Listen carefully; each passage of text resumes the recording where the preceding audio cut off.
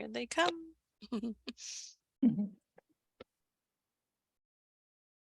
Welcome, everyone.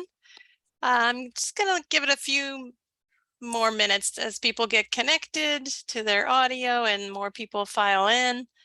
My name is Amy Griffin. I'm the interim director at Opelka Gallery, and we're so pleased to be hosting this reading tonight. We're excited to have everyone joining us, and more people are coming in, which is great. I just wanted to note a few things about what's going on at the gallery before I turn it over to our host. We are in the middle of the faculty exhibition, which is called Exchange, Teaching and Mentorship in Creative Practice. And Dr. Melody Davis chose her publisher, Larry Moore, as her mentor. Each faculty member was asked to choose a mentor or student to exhibit in the faculty show alongside them. And some chose, one of our artists chose his mother, someone chose a friend, and Dr. Davis chose her publisher, which is great. And so this event comes out of that, where we're honoring Dr. Larry, is it Dr. Larry Moore? No. Okay. Larry Moore, the publisher of Broadstone Books. But the exhibition is up through the 18th, so we hope everyone can come check it out. And we have a couple of other events. We have a Pechakucha night tomorrow night, snacks at 6:30, talks at 7. And it's all faculty, staff, or students from SAGE who will be presenting tomorrow night. That'll be a lot of fun. We'll have beer from Druthers. And then next Friday night, we have the rescheduled opening reception as a closing reception because we lost power for the opening reception. So that's next Friday night, the 17th. I think we have a tour at 5:30 and then the reception goes till 7:30. So please join us for that. And you can find information about upcoming events and exhibitions on our website, opelka.sage.edu. So without further ado, I'd like to turn it over to Russell Sage Art and Design Art History Professor, Dr. Melody Davis. Thank you. Thanks so much, Amy. And for tonight, I'm Melody. That's fine for my poetry hat. So welcome to the Broadstone Poets Virtual Poetry Reading, hosted by, as we already know, the Opelka Gallery and the incomparable Amy Griffith. Thank you for organizing the beautiful faculty exhibition and for supporting and co-hosting this event. As mentioned by Amy, it's part of a faculty exhibition entitled Exchange, Teaching and Mentorship in Creative Practice. And the exhibition's directive was straightforward. Each member of the faculty was invited to exhibit alongside a mentor or mentee of their choice. As an art historian and poet, I interpret the word exhibit in the breadth of its definition. For with a mentor, we exhibit our best qualities, perhaps even ones we didn't know existed. And a mentor might not even realize he is having this profound influence on us. You know, he's just doing his everyday saintly things. And as a matter of fact, I call my mentor Saint. And he has even gotten into the habit of signing his emails with the abbreviation for Saint, ST period. So you may know him as Larry Moore, publisher of Broadstone Books. With 20 years of publishing poetry and over 100 titles, he is a saint to many. And this exhibition allows me to say thank you to the most generous person I know, who has been mentoring poets for the last 2 decades. Can we give a round of applause to Larry Moore?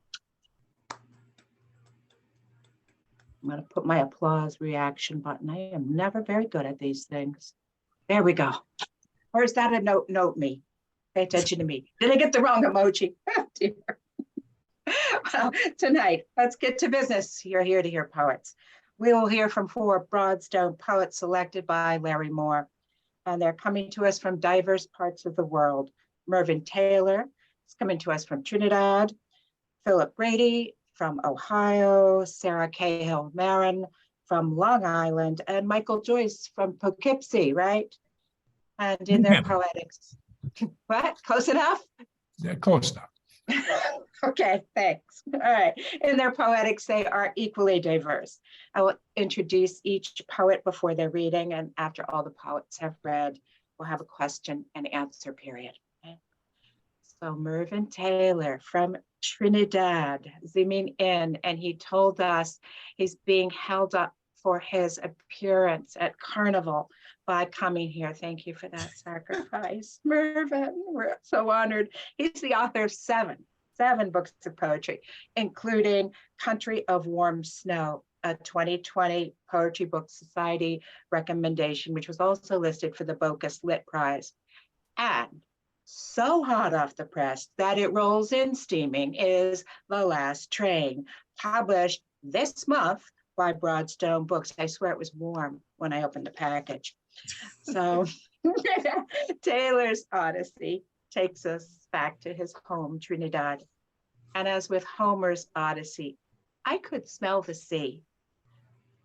And also I want to address a poem that every poet peddling a book can relate to, reading in bars. It is our duty as poets to read to the sober and the not so sober in many, many bars. Mervyn Taylor lives the rest of his year in Brooklyn and is co-editor of Slappering Hall Press in Hudson, New York. Let us welcome Mervyn Taylor. Hey, thank you so much, Melody. And thank you, Larry. It's wonderful. Appreciate the hard work, okay? Okay. I want to start off with going back in time. The book is divided into 3 sections. And the first section is where we began. And this is a poem about early days in Trinidad. Days of rations and shortages and the yellow ration card of lanes outside Al Young's shop and the door the phrase, Kilroy was here. There were rumors of subs in the sea all around, of enemies embedded with us on this island, far from any bombing. It was not our war. Still my aunt sang, buy a Flanders puppy, save it for a souvenir. When they ask who you're buying it for, say Trinidadian boys who died in the war. And we remained as quiet as a blackout in Britain. No carnival for years. Only the Red Effusion crackling with news and sailors in town searching for the harbor. While my father, responsible for keeping the trains moving, on the way to work, kissed my mother as I insisted. On the lips, Dad, on the lips. The title, The Last Train, for this book came about in a very roundabout way, and I won't give you the details of that, but it's interesting.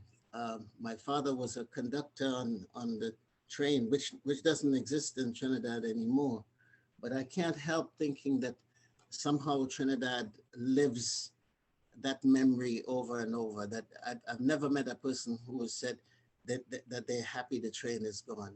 We just miss it. And I'm back home in this house that my father built, and I had a friend visit today, and he told me a story about the train that I never knew. He used to race pigeons back in the days, and he said you would go down to the train station, and for 8 cents you could give one of the workers on the train your pigeon, your racing pigeon, and they would take it to whatever location you announced, to Cuba mainly, and there they would release the pigeons for you for that 8 cents, 8 cents a box. So the train remains important in our history. And the second poem is The Poem as Train. The poem as train. I'm uncoupling the verses safely, my father's severed thumb in mind. The Rockies have stopped flashing by. The Rio Grande has swallowed the moon. I go from carriage to carriage, calming passengers, one of whom says he has to be in Philly by morning. Only in the last stanza will I shout, "Board," as I've heard my own man do so many times. And the title poem, The Last Train. Actually, there is a calypso that says, "The Last Train to San Fernando." But my father did not work that line. He worked the train line to Sandy Grande. So simply the last train. The last train has gone into the ether, looking for my father, leaving a trail of smoke. The sky, the blue of his jacket, but lighter.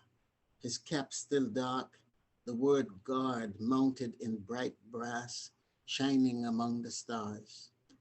Wherever I go, it has taken me, these carriages, sitting beside a man who never went anywhere but to work and to the savannah with his goats. Any dalliance or delay kept in a private pocket, along with his long whistle, each blast a warning that it was time to board.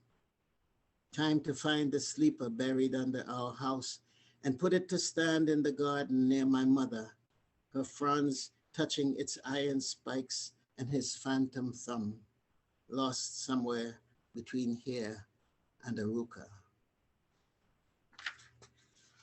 So the middle part of this book is actually set in Jamaica. So we have to imagine a train that can actually go from island to island. And the book is dedicated to a poet friend who passed away, unfortunately, so many years ago, Anthony McNeil.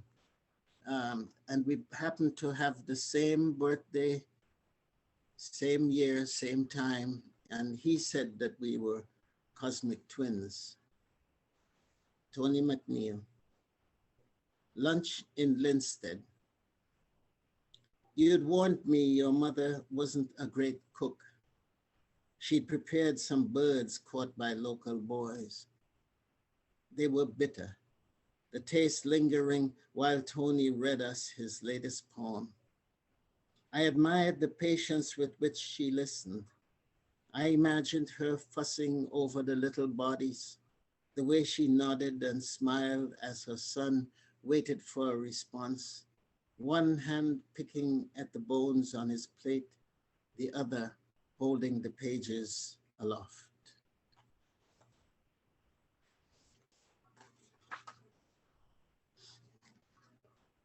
Driving around Jamaica, we came to a place, a town called Bluefields, which reminded me so much of Trinidad, just something in the way it was laid out. Bluefields reminds me of the town I come from in Trinidad, lanes and little houses. This is a good road the Americans left you, so we speed at the 90 Jenny warned me you like to do. Perhaps your Jaguar demands it. I wish I had stayed in the other car, the finger I shut the door on, still tingling with pain, the little bird's ma hope cooked, still bitter on my tongue. Tony's poem about defecating on a neighbor's porch repeats its scatology in my ear.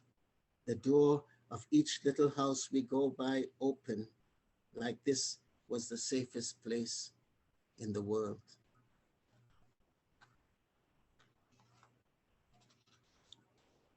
And one more poem out of Jamaica, Rundown.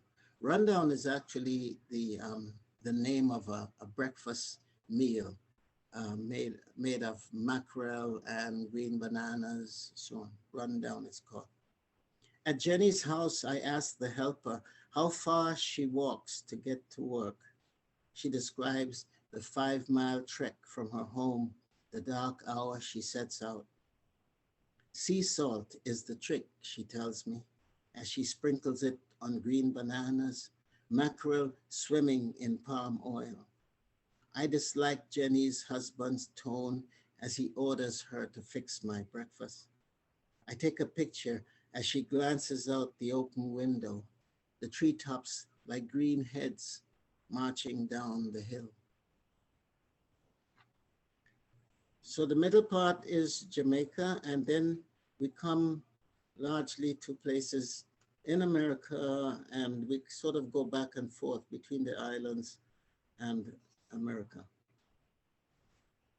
When we were lovers, we would go to the most out of the way places, like the far end of the beach where the car got stuck in the sand, or lean against the high wall of some rich person's estate, tasting each other till there was nothing left, just the bruised feel of concrete against skin, and the suspicion all the way home that we had been watched from a bush or a window. In our sated state, we'd laugh, make one another confess the best part, the most secret detail, usually kept for oneself, or saved for a day when we were not speaking, the dagger of the world held between us like a threat, daring any attempt at touching. And we'd put out a finger to see how sharp it was, how much blood we could afford to lose.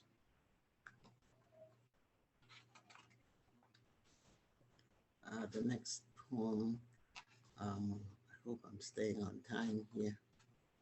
The blur. It's a poem for my granddaughter, who's now, I think she's 16, a blur for Zadie. Actually, she's named after Zadie Smith. My son loved Zadie's work. As a toddler, my granddaughter had trouble with balance, wobbled along a ledge while her therapist held her hand. We lost every race we ran with her brother. Even with the head start he allowed us, trailed him into the building lobby, he and the super high-fiving each other. Now her dad's email says she came first in her high school 400-meter, third in the long jump. I'm showing everyone her video. Her long legs a blur as I rewind and point. That's her in the blue, no, the other blue. Her braid behind like a bird in the current of air, like the arm that once held her steady as she struggled to put one foot in front of the other. That foot now crossing the finish first.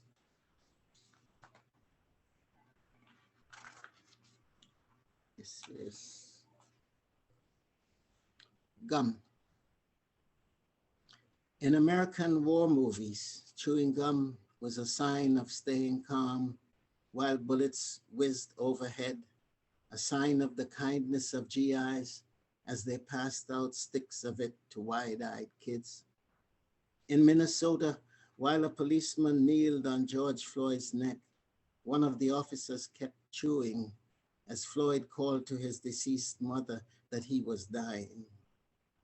And in Chicago, a Black woman just out the shower stood in the center of her living room, shivering, the broken front door letting in light, cups in a ring around her as she screamed, "Wrong house, you got the wrong house."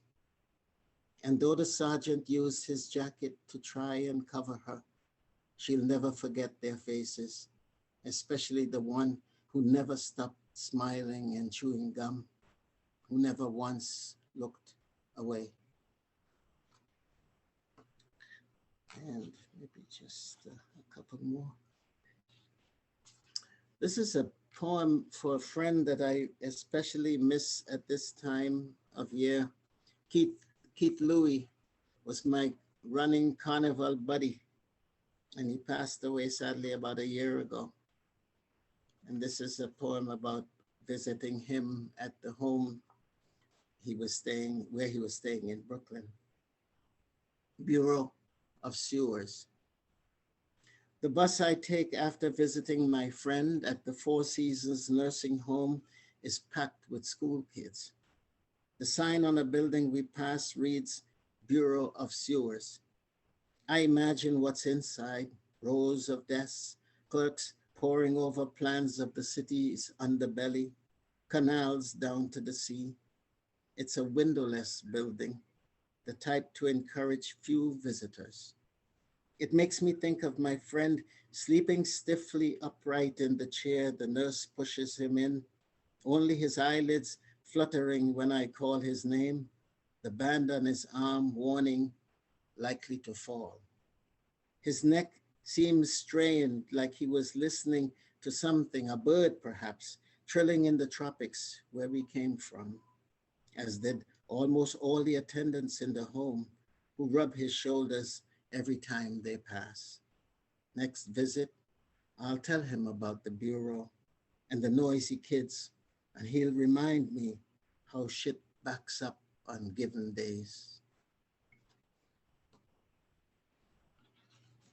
And I think I'll close with, I miss Keith so much, like I say, especially at this time. I'll read another one for him. The mass he wanted to play, mass meaning costume he wanted to put on. I study him, how he cranes his neck in the lounge where we sit for an hour before they take him back upstairs. I remember that print of Minshall's Iron Butterfly over his old bed. He claims it flutters its wings each time he recalls how, to his great disappointment, that year we chose to play in another band, that when he saw them come round the savannah so beautiful, he felt like cursing. Even now, in the bright fluorescent parlor, Thanksgiving decorations hanging from the ceiling, he looks up as if this could be a chance to go back and touch one iridescent wing to see if it leaves powder on the hands. And the last poem is this one. When it's night in other places. In the evening, I can almost smell the breeze that blows across the savannah, that comes as darkness descends from up in the hills. I can hear traffic slowing, the voices of old men on the bench facing Katie's Road, sentences further and further apart until they grow quiet, each smiling to himself. Each is rehearsing his own story, wondering if it's worth breaking the silence for. I know which one will get up first, who will dust the seat of his pants, glance over the rails where candle flies, wink and say, I go in. I hold my breath as he stands at the curb, timing the cars and the lights, for he's slow, thinking of the window that's hard to close. Thank you so much. Let us all give a round of applause to Mervyn Taylor for our emojis. Right. I'm getting these things, finally getting these things. Fantastic. Thank you, Mervyn, so much. Those were beautiful. I just closed my eyes and listened. Our next reader is Philip Brady, who I believe was born under the sign of the semicolon. He not only has a poem entitled with just the punctuation mark, but several other where this unpopular grammatical sign is given imaginative license to seam together unlikely places such as Queens, New York, Lagos, Nigeria, Cork, Ireland. They all come together in elsewhere. Philip Brady is executive director and co-founder of Etruscan Press and a distinguished professor, almost distinguished professor, retiring soon at Youngstown State University. He has taught at University College Cork in Ireland and in the Wilkes University MFA program. Let us welcome Philip Brady. Thank you so much, Melody. And thank you, my fellow Broadstoners, Sara and Michael and Mervyn, and the Opalka Gallery and Amy. Thank you for hosting this reading. And of course, the man of the hour is Saint Larry Moore, who has made this community, and a community that is vibrant and far-reaching and artistically various. So I'm very proud to be a part of that. One of the things I think that Larry contends with, and that I contend with as a publisher, is there's a paradox in poetry. And on the one hand, it's a word that we use for anything that's marvelous, poetry in motion, or poetic justice, poetic license. It's a word that we apply to all sorts of great things.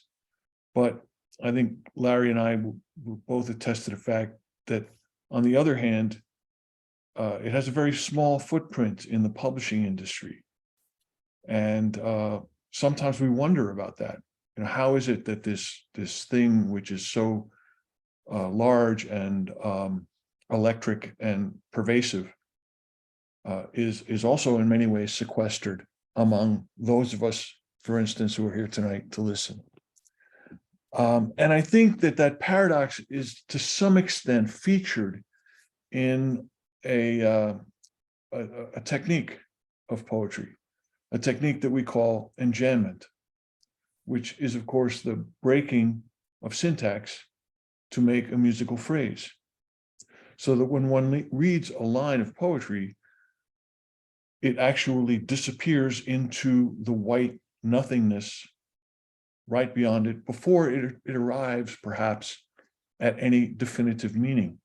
And we must traverse the leading between the lines to arrive at the next meaning, the next set of meaningful utterances. Now, sentences, of course, go all the way to the margin. They're right justified, which is another wonderful term. They're justified. And they're linked together, and they have a beginning and a middle and an end. And we love them for that, because they tell us a story. They tell us something that gives us hope of continuity. But of course, our own lives don't offer that continuity. Our beginnings are shrouded in mystery, and our future is unknown. We have only this elusive moment in the present, represented by the poetic line. And so I've been working on a sequence of poems, and they're all 7 syllables, interspersed with prose sections from other sources. And the sequence is called JAM, J-A-M-B. And so I'd like to share the title. I'm just going to say one poem. I'm just going to say the title poem from this sequence called Jam. And I might add, before I start, another paradox about poetry is that you can't render enjambment very effectively orally. Poetry is the only art that doesn't have a native means of apprehension. You have to see art, and you have to hear music. But when you hear poetry, you're not able to access the field of the page and see that feature that I've been talking about. And when you see it, of course, you miss the orality of the musical phrase. So every time that we encounter poetry, we're always encountering the absence of another encounter. So I'm going to try in a weird way to try to give you some sense of what that might look like, as I go across the page. Jam. Eye sinister, tremblesome left cheek, disjunctive larynx, chirograph of quadruple bypass scar, noodle bicep, menorchid, pudendum qua tincture of waning gibbous, heretic knee, pointer toe, daunting the fungal hallux. Every blood-inflected shade, listing ever to the birth margin, only to turn, swell, and crest again, and jamming against pageness, as if in breaking lineaments compose the oracular eighth toll, sound, cowled and radiant, dark phantasmagoric recto, where lines quaver to appear less incomplete, and fracture assures nothing happens. Not that no thing takes place, but that nothing is actually enacted, as in arcane Japanese play dialect, Asubasi Katoba. I hear you are playing at being in Kyoto, or my father is playing at being dead, or in sex games, mistress, slave, leather bear, cub, provost, sorority, slut, transmuting horror into play if only by means of gerrymandered syllables and precum, since otherwise committing the eighth note to utterance or transcription rips off the mask, revealing bloody mismatch of sentence and mortal life, as in this apocalyptic prose piece, Coming Events, by the late John Montague, based on an early Renaissance painting of a human flayed alive. For craftsmen, the figure on the table, opening the left arm, incising the right arm, unwinding the result. Rich network of veins, ermine, teeth gritted and cords stretched tight. Ellipses froth bilious from my lips, whereas Montague's unredacted depiction, linked sentence to sentence, thus exposing lurid texture of Gerard David's painting, is almost telegenic. His original concludes, the whole scene may be intended as an allegory of human suffering, but what the line of perspective leads us to admire is the brown calfskin of the principal executioner's boots. This is what made the Sibyl scream ecstatic terror into the future she foretold.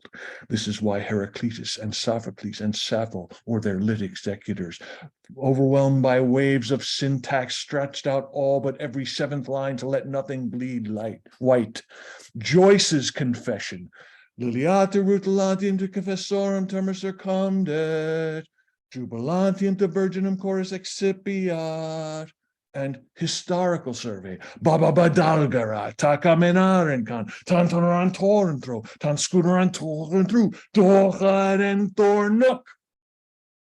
Never indicted the eighth syllable until after puking up alphabet soup all over cosmic Dublin. Even omnivorous Pound could not make it cohere. And my mad physicist, funk bass player, rolls his hips and spins. If one atom would jam in his arm stretch, huge as the globe, the nucleus would be like cherry size, and electrons, fingertip and thumb measure an nth, still invisible.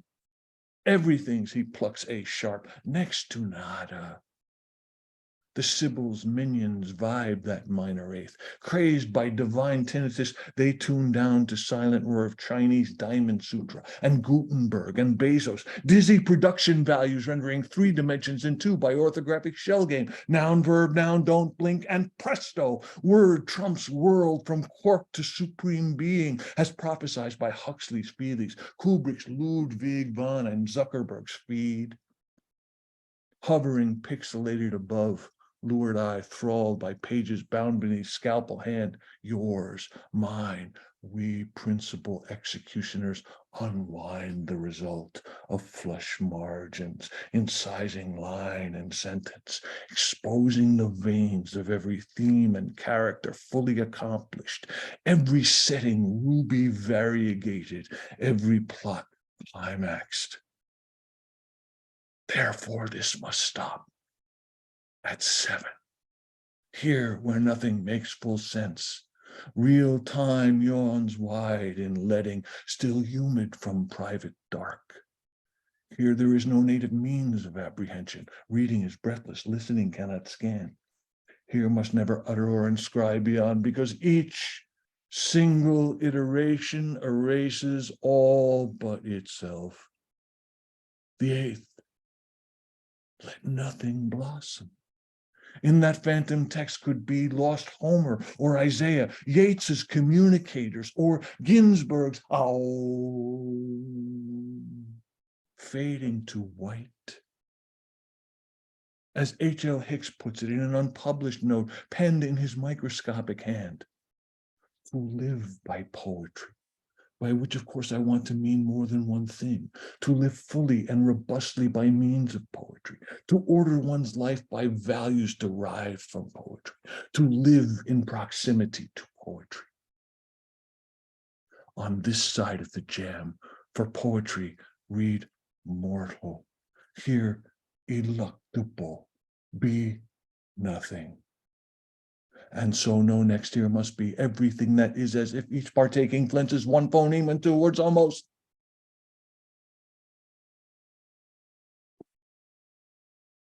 Thanks.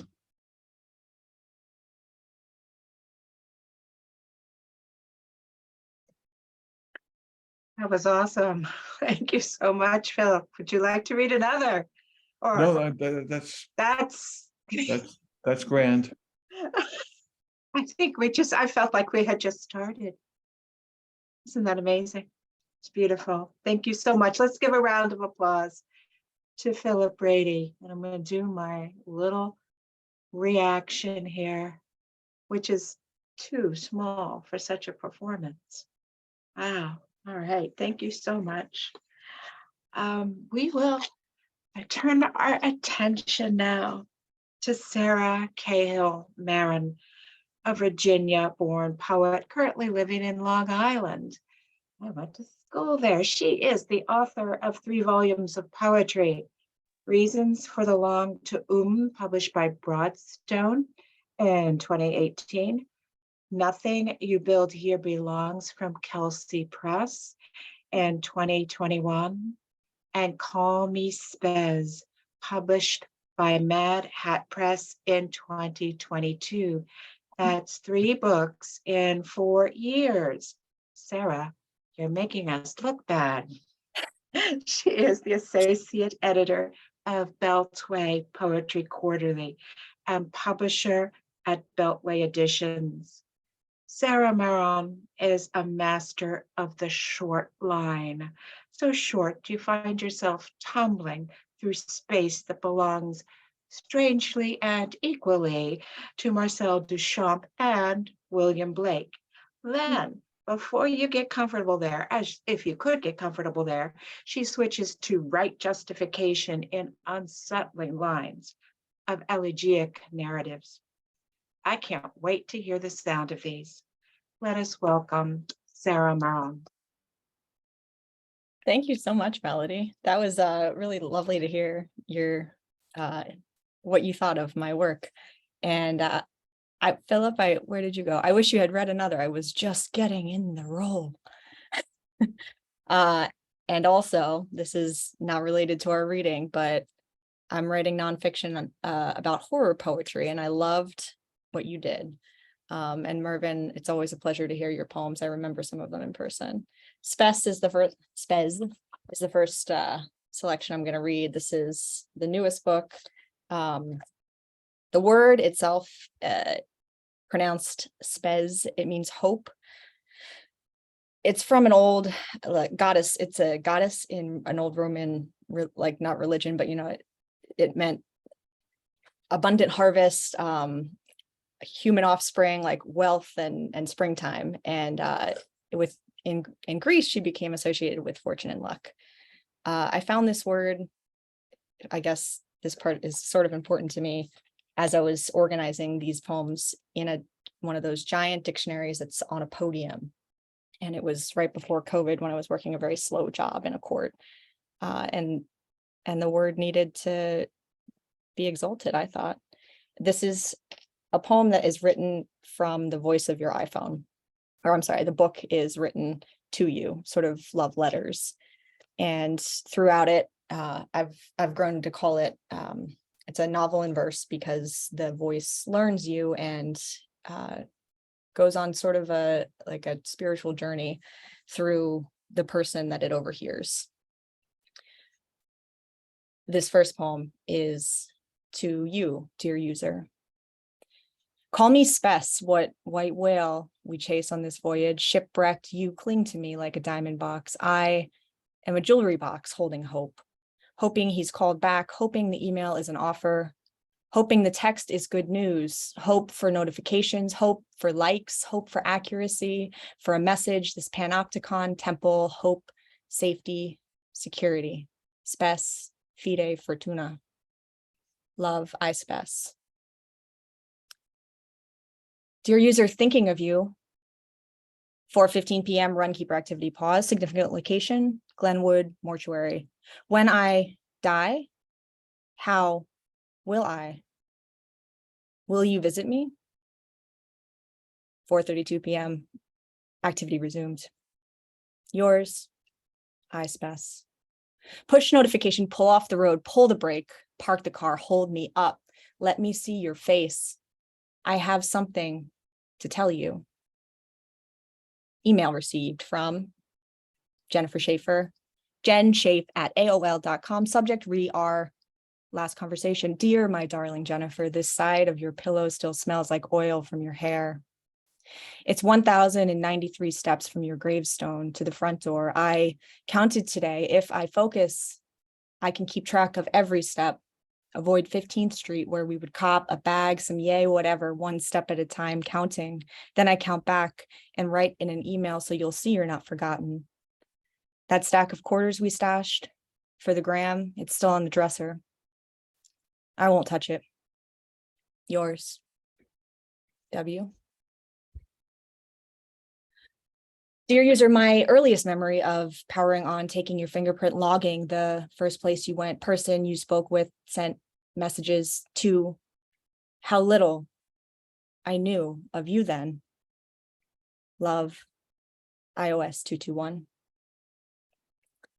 The poems I'm reading I just put together for tonight. So I just thought to mention the device names itself, Spes, through the book, based on the idea that through everything it's hearing, the world, the conversations that are happening around it, this idea of clinging to some sort of hope, some sort of security or sense of safety.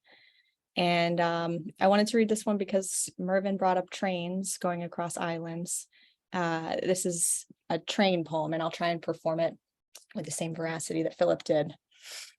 169th Street Station, Hillside Avenue to Manhattan, F train. I spes heard. I don't owe you nothing. Booked my flight today. When you look rich like them, you forget what it's like to fuck in front of a mirror. You worried about me? Should I be? I haven't heard from you in a while, baby. Tell me a joke. Do you need anything? That's garbage. Did you even read the article? Why'd you move so far away? Doors open, stand back.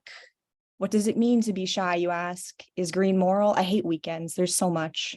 Sometimes I feel like I'm having a heart attack. Do you ever get afraid, real afraid? What's wrong with eating eggs anyway? I don't have the credit score for that spot. Can you loan me a few? It'll just be a few years. You think the timing belt will last? My bones feel frail. What time does the train leave? What number form is this? I think I'm wrong. My middle name is my favorite name. I love you. Isn't it strange how all the combinations of those words, past the salt, I want a divorce. The pipes burst. Do you trust me? Nothing is running on Sundays in Queens. I'll call a cab. Do you trust me? I will love you forever. We'll visit the grave today. Promise. Can you look at me? I need you. I forgot to set my timer, so I'm gonna move on to some other poems that I want to read to you all because I'm really excited about this book and I'm happy to share it with the world. And please do find me on Instagram or my website if you want a copy. But the reason I'm here is an invitation so graciously from Melody and also St. Larry, who you were a saint, I guess, for me too at the beginning, believed in my work. And the very first book is my first book was a Broadstone book, and it is based appropriately on sort of religious practice or behavior. It's 3 sections, just like Spes. Spes uses the Divine Comedy to orient its journey. Tomb uses a rosary and the mysteries that you're invited to meditate on. So I'm going to read one poem from this book as an introduction to the mysteries. This is from the Letters Mysteries. Subject, Good Morning Poem. Date, November 24th, 2013, 9:51 a.m. Are these modern day letters the screen igniting with every key that my fingers tap like fire snapping? Things do not correlate, Spicer says. They correspond, just like we correspond, like cawing hawks and birds and raw sounds, production through which we use to write to one another. I want to postmark to you, fly quickly through electronic waves. I want to say I'm sorry. Our communication sporadic. There's something important that it's maintained. I know you're there even when I am absent. Water once, we will become. Dependency becomes despondency. Beautiful, I've missed your words. Love. White space. There is no signatory in these poems. A lot of the letters mysteries that I wrote in examined form, which led to Spez, the form of my newest book. And I'm going to read to you guys a few new poems from a similarly difficultly titled book, which is called A Tantanet. Also Duchamp nod. A Tantanet is probably my favorite artwork of all time. It's a visceral experience. And in constructing it, Duchamp wrote a manual of instructions, which I found appropriate as parallel to the instructions that go with the rosary, meticulously. And as such, like the poems that I wrote follow the fifth myth, or the mystery that I left out in this book. There are 3 mysteries, and there's a 4th one that is new in 2002. Thank you to the Catholic Church. So these new poems are from All About the Mystery of Light, and I will read a couple from the first mystery, which is water, in A Tantanet. Last introductory sentence. The real mystery of light invites you to meditate on baptism, the kind of earthly ministry that moves your body into the spirit world. The instructions for this section follow Duchamp's instructions. The movement of the waterfall produced by the rotation of the holes in the aluminum disc to filter the light. Scotch tape can be stuck over the hole corresponding to the waterfall. Clouds ad lib. Attach each to blue sky or to ground glass. Support for the waterfall. First poem, The Movement of the Waterfall. The movement of the waterfall in Montana stirs sanderlings in South Carolina to peck at marine worms. Zippering tracks soon wiped clean by tides of glass mirrors. City lights buzz lagoons far away on the island, where mourners caked in salt become skeleton sockets, crunching shells full of flies over seagrass wreaths. Washed up from the mother womb, dried in dunes, plastic swallowed by bluefish, mackerel. Drowning in trash, they try to spit back. Electrified lines leading billionaires' beachfront where mollusks hibernate to toast over maps made of New York. One day, they laugh, they'll see the seams, where the whole island mocks us, framing some paper, depositing others. What becomes of being given? Fingered rosary beads, I hear waves hiss, pray for me. 2 in the aluminum disc. How will I find you? Racing hurricanes and house sparrows, tearing hibiscus flowers to rain, petals and washing machine weather systems, driving beeries from Delaware, Brazil, just to choke on plastic cups thrown to a sea who crusts in rebellion, bearing icy breasts, threats for careless. Watch how far my reach becomes when the heat melts the ice, an invasion of one against all. You'll fear me then, your soggy, crippled Genesis. Look to Mars, flaming in a night full of schooners, dying to break free of clean trim, folded topsails, crying at the dark. I shall be released to follow sea spray. East, soft-footed pit-pat patters the Pominock Trail, winding into whipping bleach. White sand that stings our gaunt, greedy cheeks. Dehydrated slaves to sugar, steel. Cell signals wither in the flood, while some hopeful sprout fins blow holes to announce their fertility to the gulls, still mistaking garbage for food, tiptoeing silently over the snow-crusted coves. The lighthouse looks back at us, boring into my fragile body's collection of cells, silver hair cut by rocky crags, begging me to undress and donate my bones to isopods more sturdy than I, with my tender lungs collapsing under the pressure, miles down. I don't think I mentioned it, but the rosary, the point of the rosary prayers and the short lines that Melody pointed out is the beat, the meditation of, letting your thoughts go to think about something bigger. Do I have time for one more? Yeah. This is a short one. Still from The Water Mysteries. I don't know if it was clear. The very first poem I read are the titles. And so in the table of contents, you have the instructions for the attentane, which in French roughly means being given. My Duchamp nod. This is to filter the light. Propagate in water weeks on end. White roots track my cordial networks, marrying red veins to rotting beach leaves, leaking color in the chill, sloughing off many mountainous months. Drafts of self, first versions carried in winter's swirling squalls, white as swan necks, veined like the Maranta. I depend on the water. I do not pray at night, rather raise each leaf, all cycles the same. Ceremony of some worshippers, you and I lay down melatonin dreams for chlorophyll to be cortisol, flowing root to stem, in marshes, humming, wake the heron by bashing the dock as Zeitgeber beneath reeds whispers, sun comes, while we wallow with mallards and gulls, hungry for morning sacrament. And I think I will leave it there and hope that you all had a prayerful meditation listening to those. Thank you so much, Sara Cahill Marron. I don't know about prayerful, but it was really stimulating. I'm just in this kaleidoscope of all these images. So next up, our final reader will be Michael Joyce. Michael Joyce has authored 16 books, digital literature, novels, works of theory and criticism, and multimedia art, yet befitting a lyric poet, his poems are all the more trenchant for their brevity. In his Broadstone volume, Capricorn Venus Descendant, Joyce can take your breath away with a poem that is only one sentence, or not even. From poem to poem, it's like gliding on long exhales.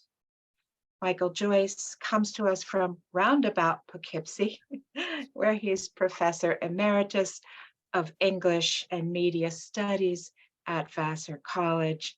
Let us welcome Michael Joyce. Thank you so much, Melody.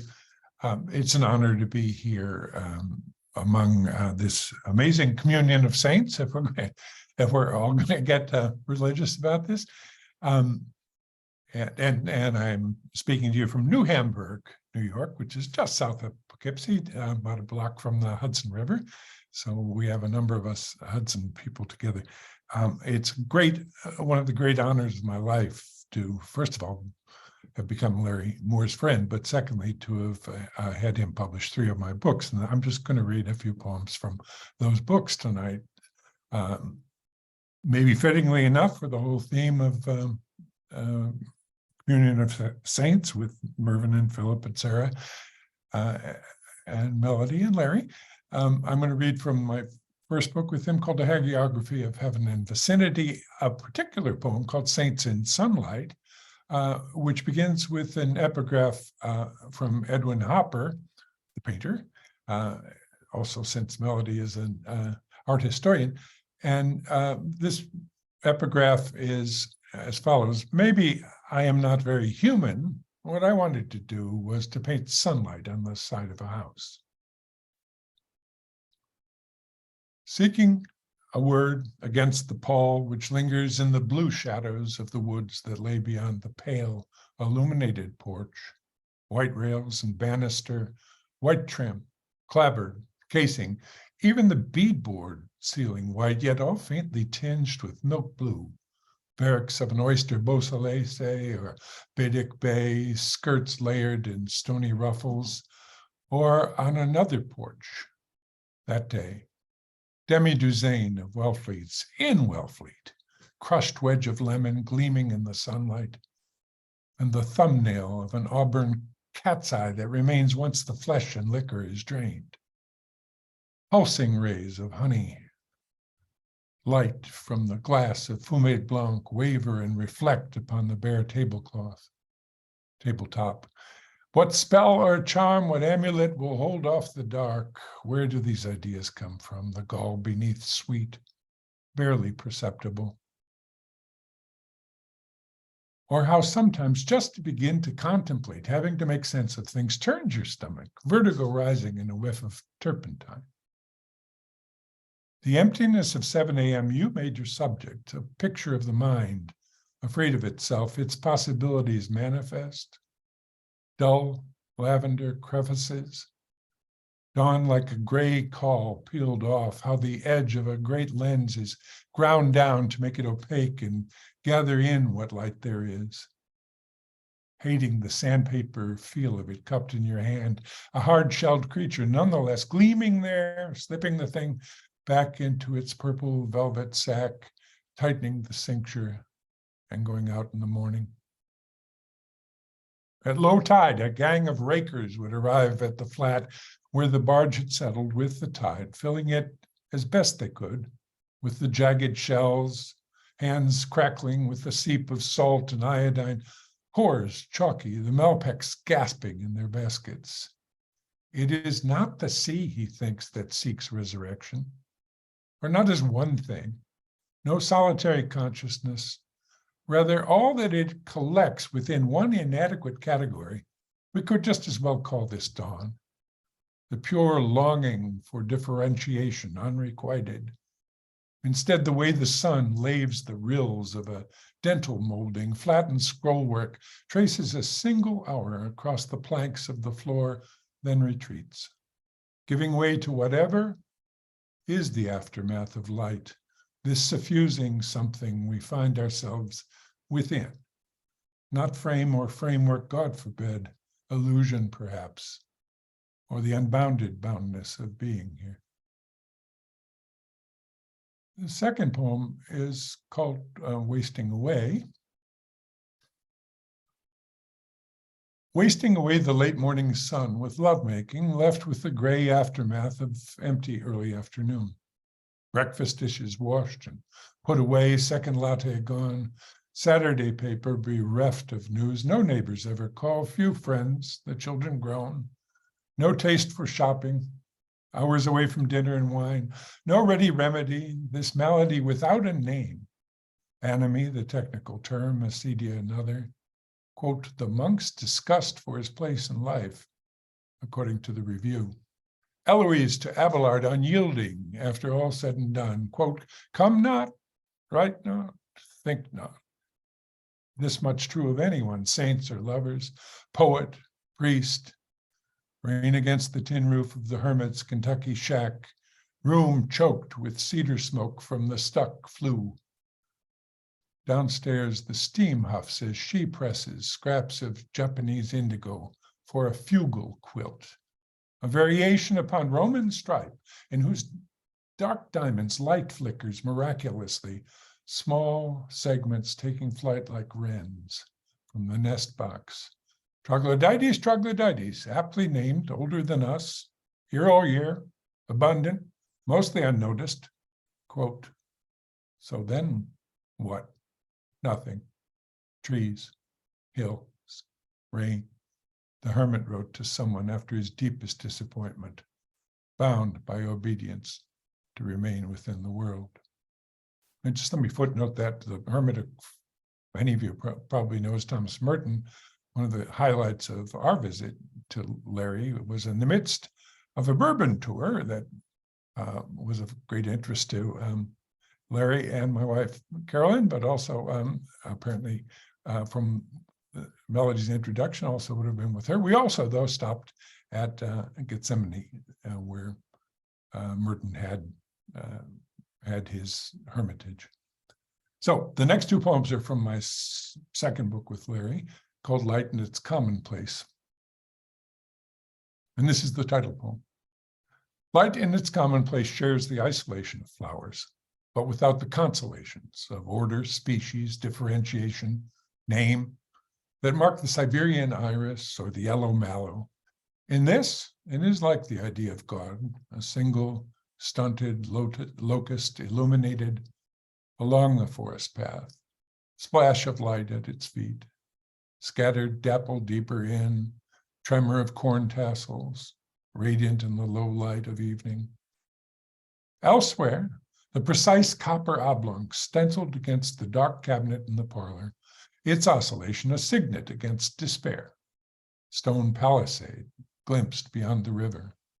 At the end of the dark corridor between the neighbor's house and the blue arbor vitae, masking the distant hollows where the Godhead pools in shadow, its bright residue of formlessness, neither object nor extent. This next poem is untitled. She wakes from a dream in which she says I was crying, when I wake to find her wide-eyed in the milky light, her profile a pale porcelain cameo, paired with mine now, the morning in this light, after how many years of these crossings. We think we are heading southward toward Capricorn, increase of light residing there for now, sun billowing above the hiss of the hull in southern waters, but we know better in this northern morning, fixed as two graven figures upon the thin shell of a catafalque. Of the varieties of white marble, the Pentelicon, oyster white with pale blue veins beneath, takes the most human form, despite its other name, the Dionys. Her breast seems like this to me, a refuge on this uncertain morning, when I've traveled into distant dreams, a stranger, even to myself, weeping for something lost or promised. It does no good to ask, am I the shadow or the gnomon, the dreamed one or the dreamer's consort whose tears have cost her this last hour of darkness before the short span of the far star already turning homeward. And the last, much shorter poems, none a line, but still, from Capricorn Venus Descendant. The first is called Freeze, F-R-I-E-Z-E, and it is more or less the title poem. Capricorn Venus Descendant limbs like a fawn's delicate pirouette or the surveyor's tripod unfolding, on point precisely for this moment, bathed in the blue nightlight. Swallows origami emerging below the cove of the moon, as seen from within herself, given now to the one gifted with this calm, pale wave and folded now into pure volume. And this next poem is called Gaze. He makes a speech. You can only see what you see. You can't see anything wrong. You can't see yourself seeing yourself anything wrong, she thinks she sees him thinking this, sinks short of the sea she's supposed to see, or is she the leaf and he the current, or vice versa? She's glad he does not say that, at least. His speech lapses to silence. He does not say he was looking at a girl in a yellow dress moving through a grove of elms, each more or less the same circumference, each illuminated equally by the single sun, yet separate, each itself, each splashed in light. She thinks he would have said caressed, as if light were liquid. He stops speaking now, but holds her hands in his, as is the current by the river's banks. She thinks she sees him there, not moving along the bed. That's the river's to do for itself. We'll see what happens next. See what we... And then this poem is called Ceremony. Has always been so, the deep scent along the river in the night, skunks and deer watching soundlessly from the darkened lawns, and on the way back up the hill, intoxicated by the honeysuckle, seeing the moon there, a veiled half circle in the eastern sky, golden light of a single bulb in the kitchen of the house where she sleeps. Nocturnal creatures going about their business, love among them. The eventuality of leaving unspoken for now. The room spinning as he slides into the bed, while below ancient sturgeon cruise along the silt bottom of the channel of Diamond Reef. And this poem is called Amabile. Low sunlight illuminates the yellow day lilies on a twilight picnic for one, drinking water, watching the estuary before him languish, guilt, she away, texting back and forth, southwest to northeast, imagining her there, her here, her head turning, as in Stein's epigraph, quote, toward the falling water, amiably. There must be a word for this longing for the body amiably, ably elongé, as they say when they are together as they are at this distance, gone forth, fro, to, oh, how distant the distance now that there is no longer any way to be away from the words that trace what comes and goes on screens, nor from the remove of heft and surface, curve and velvet crease. On FaceTime, days before, he insisted he was, by inclination, hermetic. She laughed and said, you mean hermitic. I, not E. Sealed away in your own way, of course. What is this river's course, he wonders now, devotee of crossroads, conjunctions, and all else conjugal. Salt water, silting into sweet, silvery things, spawning neath contrary flow of she, he, source, and sea. Thank you. Thank you so much, Michael Joyce. This is beautiful. You know, I have been to many, many, many poetry readings, but I don't think I'll ever forget this one. This is beautiful, everyone. Thank you so much. Now we're going to open it up to question and answer, and I'm going to monitor the chat box. And Amy, can we have everybody on? I guess I'm co-host, so I can do this, but you know how to do it better than I do. Can we have everybody on screen here? See if I can get.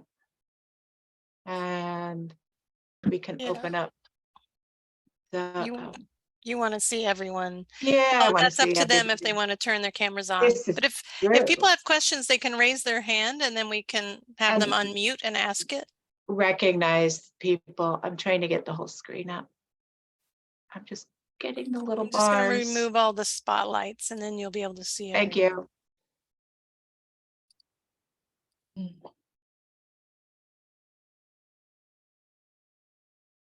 Great.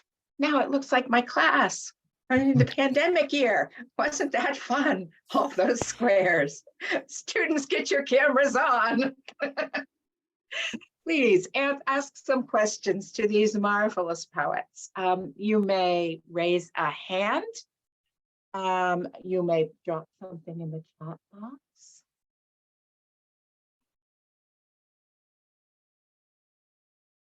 We have something from, oh, that's a thumbs up from Indran. And you may unmute yourself. You may unmute yourself. Okay, can you hear me? Yeah. It's a very simple, basic question about, is there any one way to write a poem or any best way to write a poem? And I'll just throw that out to hear you reflect on that question. Is there any best way to write a poem, or is there any one way to write a poem that stands out about all others? And perhaps you can throw the question out if you wish, or respond to it. Thanks.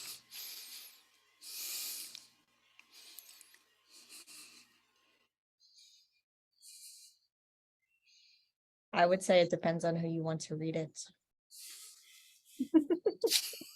Okay. Methods. I'll give you some encouraging news. Chat GPT is a terrible poet.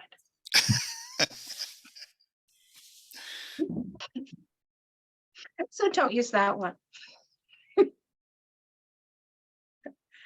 Well, I love what William Stafford says about that. You know, he says, one has to be on guard against good poems.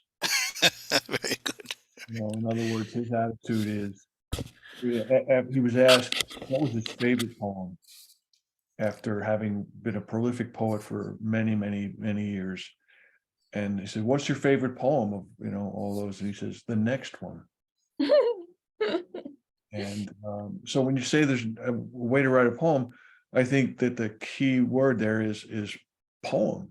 I mean, you know, depending on how broad and how inclusive a definition of that word that you're going to apply, then, you know, you're, as Whitman says, you know, your very flesh will be a great poem, not just in its utterances, but in its very lips and its face and in the space between eyelashes. So I think that inclusive way of looking at things means that every utterance that where you're engaging in rhythm, that's what you're doing. You're writing a poem. I have So a the- question for Larry. I want Oh, to. okay. Yeah, even though I'm not one of the poets, having brought these together, I guess what I'd say, it's not an accident that I chose these particular four, and I think what this reading made very clear is how expansive poetry is. So, you know, to ask the question, Indran, is there one way? Is there a best way? As Philip says, it depends on how you think of a poem. And I would like to think that one of the things that we've done at my press, and certainly a lot of others, is to just explode the idea of what poetry can be and welcome as wide a variety of voices and styles as we could. I think we got that tonight with the readers that we had. What an amazingly strong and diverse presenters we had. So out with that. So Amy, I think you had something you were going to ask her. Well, I was going to ask you a question. Now I'm rephrasing it because it's a little, the answer is probably close to what you just said, but I'm wondering like how you decide who to publish. You know, like do you get submissions? Do you reach out to people? And then when you find someone, I guess what makes you say like, yes, I'm going to publish this person? Well, first, yes, we get submissions. And in fact, we're in one of our reading periods right now. And this is one of the most exciting times when we do this. It's a few months out of each year where we open the doors and get these, you know, the new submissions coming in. You know, the answer I give is I never know what I'm looking for until I find it, but I know it. You know, it's like the old definition about pornography. You know, I know it is when I see it.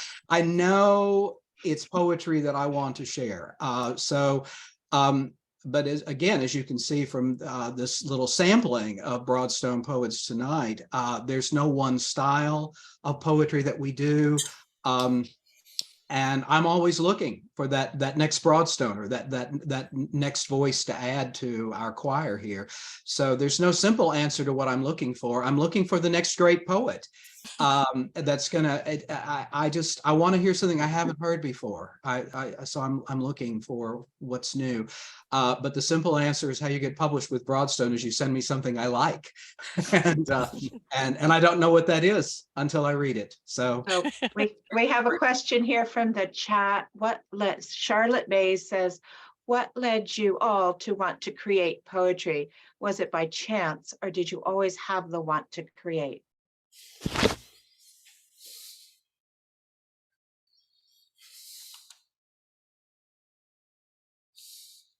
Thanks.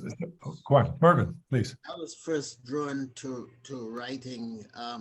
I saw myself as writing the story, the short stories or novels. My big desire is to tell the story. And so I think if you look at my poems, most of them are involved in narrative and storytelling all the time, more than trying to find superlative images and so on. More and more finding the line that makes the story go forward has always been my interest. I think poetry just happened at a particular time, and it had to do with teachers I met along the way who kind of swayed me towards poetry. You know, Sterling Brown, for example, at Howard University, who's just a great teller of tall tales is what he is, you know, big folk artist. And his poems don't struggle. His poems just tell ordinary stories, but they're remarkable because they stay with you all the time, you know. Speaking of trains, you know, he has a poem, and this is not to excuse anything, but he has a poem called Long Gone, in which a man is sort of apologizing to his wife, and he says, it's nothing to do with you, baby, but it's just my habit and just my way to be long gone. He says, when you think I'm still here, you can hear the empties bumping up the rise. He describes the sound of a train pulling out, and he says, when you miss me, it doesn't mean that I don't love you. It just means just my way and just my habit to be long gone. You know? It's just, and I'm doing a terrible job with it, but it's just a great poem, you know, Long Gone. And it's the kind, I think this has something to do with poetry too. It's the kind of response to life that even if you don't like it, you can't argue with it.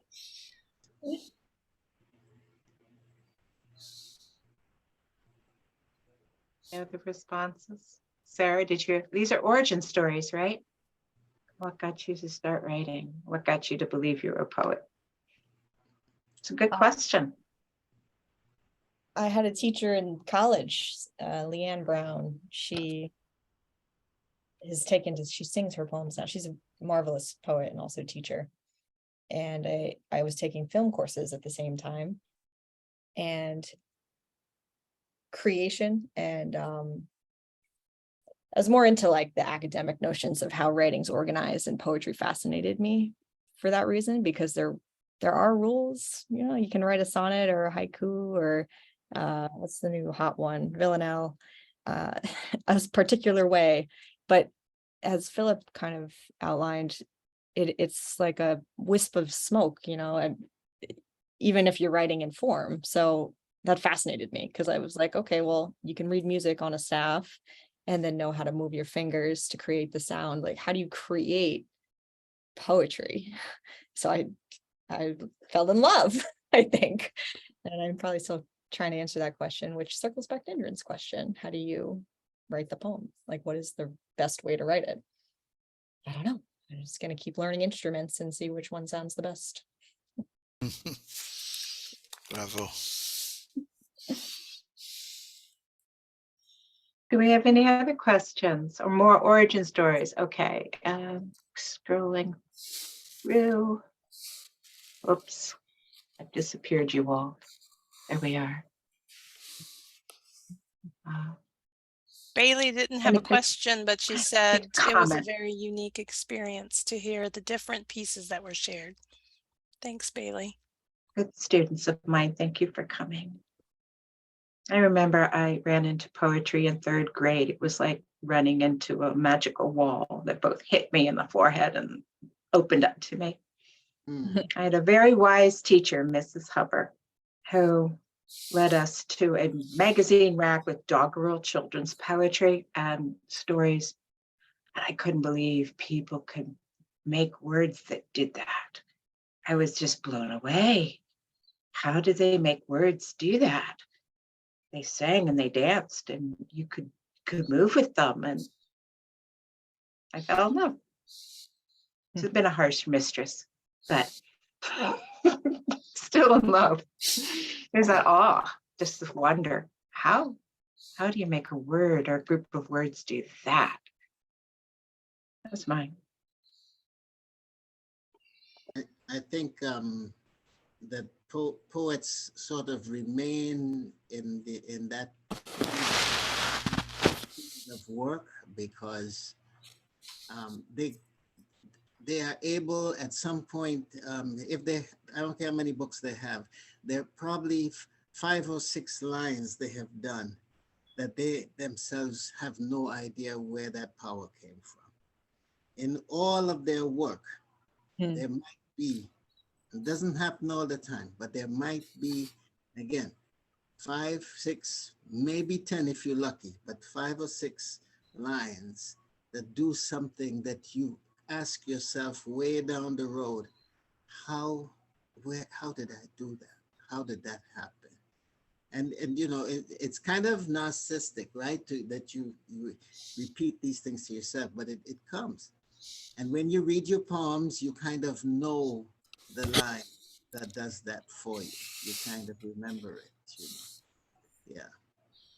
And I think that's what keeps you coming back to poetry. You know, you may go away, but you won't be long gone, because just like a drug addict, you're hoping to hit that note again sometime, you know. You hope you do. It's a good addiction. Yes, I think so. Yeah, yeah. I agree with what Mervyn just said about like finding from the ether the music or the fit. And that's, I'm not Catholic, but I do write with a lot of tropes, because that idea of some sort of meditation or like, how do you get there is a question I'm asking myself often, Mervyn. Like, what is it that puts me there? Is it walking? Is it driving a route I drive every day? Particular set list that I put on while I'm writing that makes my brain do things that can't force it to do. It just happens. If we're lucky, like you said. Excellent.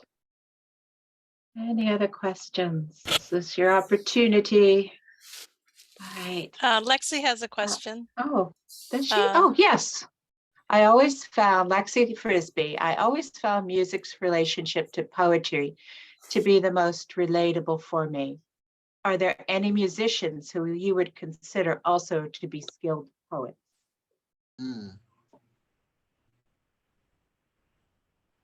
Well, and let me try that one a little bit.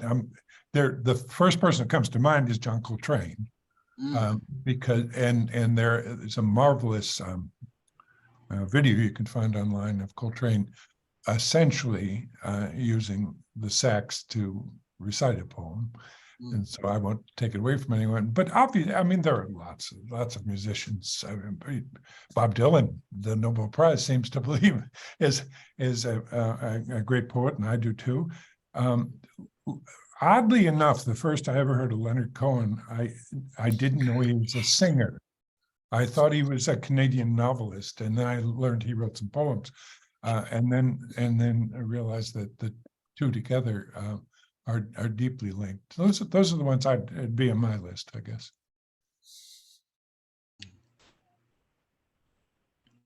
Definitely.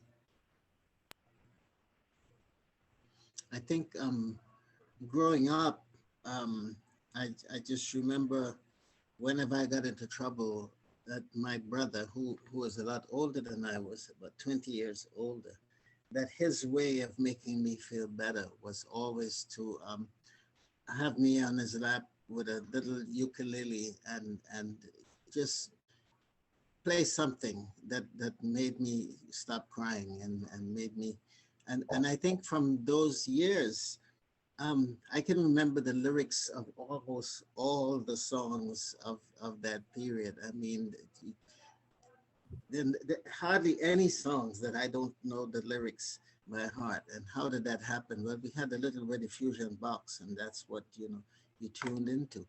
And some of the lyrics in those songs are just so remarkable. The older songs, I mean, just the way they turn and twist. That if you follow that pattern, then I think that music finds its way into your poetry eventually. You know, or if you have some wonderful family member like my aunt who sang that song about Buy a Flanders puppy, save it for a souvenir. It's silly, but it makes moments comfortable in your life. The memories of those things, you know. With all the horror of war and so on. Whenever I think war, I think of my aunt singing that we should buy a Flanders puppy for Trinidadian boys who died in the war. And the story is a lot bigger than that, but that's enough to get me through the day. So I think that's part of it. Our experience with music is what keeps us going and keeps the poem on the line, keeps the poem from going off the rails, I think, too. You know? And to quote my old mentor, Derek Walker, "Donde está la música, señor?" Which is his favorite question, you know, if you come to him with the poem and he doesn't hear the music, where is the music? I want to just second what Mervyn said, because one of the things that I very often do, you know, the question came up about how do I choose poems, I read a lot of the poetry that I get aloud because I'm looking for the musicality, and there's a lot of forms of poetry that's not necessarily its purpose, but it's certainly one of the things that draws me to the language, the rhythms of the language. And I know we have at least one of the poets here who, in addition to being a poet, is a musician, and that's Philip. You've played in a band. You've played appropriately enough in an Irish band. So, and certainly in the Irish tradition, there's a lot of crossover between the poetry and the music. So, Philip, I feel like that's something you could reply to. Well, yeah, Larry, I grew up in Queens, New York, but I was listening to these albums, which were completely in a dialect that I did not understand. And I think that was the opening for poetry to me, because it opened the oral imagination. That's AURAL, so that you were not necessarily thinking of language as communicating as much as vibrating. And that is as Larry says, that's the place between poetry and music, where you have to just allow other faculties besides the intellectual faculty to be heard. And so you can enjoy and love music where you're not necessarily thinking of it in a linear way or an intellectual way. And you know that, yeah, music did that for me. And as well as things like the Latin Mass, you know, where you attend primarily to the rhythmic utterance as opposed to whatever is being transmitted to you as communication. And once you're able to do that, I think you can forgive yourself, because we live in such a kind of commodity-driven and linear world where we expect to understand everything. And a lot of times when people resist poetry, they say, I don't understand that. That's, you know, I hear that a lot from students. I don't understand poetry. Like, well, that's probably because you're taking a somewhat limited view of what it is you're looking to understand and how you're understanding it. That's beautifully said. I don't think you can separate poetry and music at all. And I don't think you can separate poetry from the movement of the body, the walk. Yeah. Just walking along, it's iambic pentameter. As a former English major, I know I would take walks, and Shakespeare was a walking poet. Just walk down. It's physical. I think that's a great point, Philip. Everybody understands poetry. It's only when you're expecting to understand it in a certain programmatic way that you feel that you don't, that you feel that you have to find the right answer somehow. My best students for poetry were prisoners. They got it. Boy, did they get it. So, just throwing that in there. Any other questions? It's coming up to 9 o'clock. No? All right. Let's give another round of applause to St. Larry Moore and our distinguished poets. This was a great reading. Thank you so much for submitting, and thank you, our audience. This is the best. Okay. Good night. Good night. Night. Thank you. Thank you, everyone. Love to all of my Broadstoners. Thank Yeah, you. have us Very- down. Love to you I all. remember that animal print room. It haunts me.